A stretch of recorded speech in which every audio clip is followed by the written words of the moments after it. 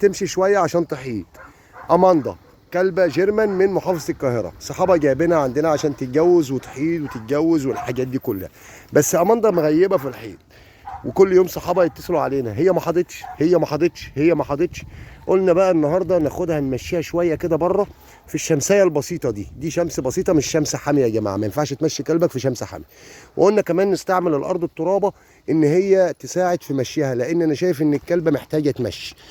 ياسين بقى قال هنعمل معاك واجب يا بابا، وفي نفس الوقت نكسب ايه حاجه كويسه.